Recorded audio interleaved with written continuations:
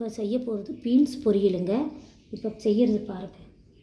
Oil கொஞ்சம் ஜாஸ்தியாக ஊற்றிக்கணுங்க.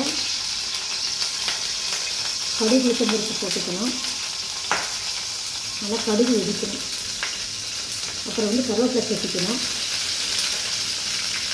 வெங்காயம் சேர்த்துக்கணும். அப்புறம் பீன்ஸ் சேர்த்துக்கணும்.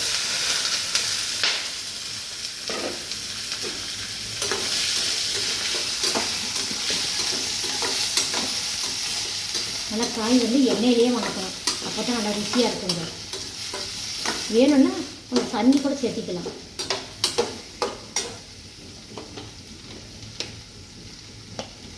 கொஞ்சமாக மஞ்சத்தூளுங்க.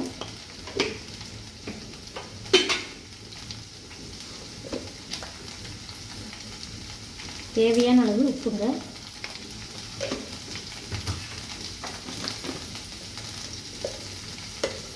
தேவையான அளவு மிளகாய் தூளுங்க.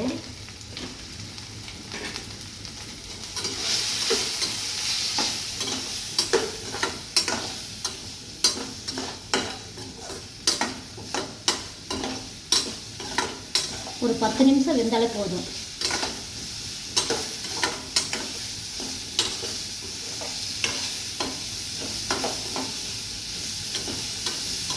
ஒரு 10 நிமிஷம் வேக விடுங்க.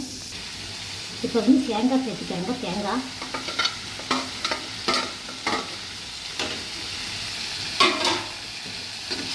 நல்லா வெந்துடுச்சுங்க. ஒரு 10 நிமிஷம் வெந்தாலே போதும். நல்லா ருசியாக இருக்குங்க சாப்பிட்றதுக்கு.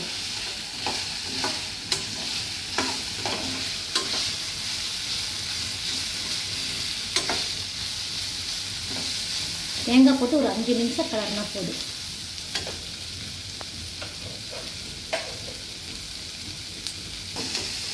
பாருங்கள், நல்லா வெந்துடுச்சு பொரியல்.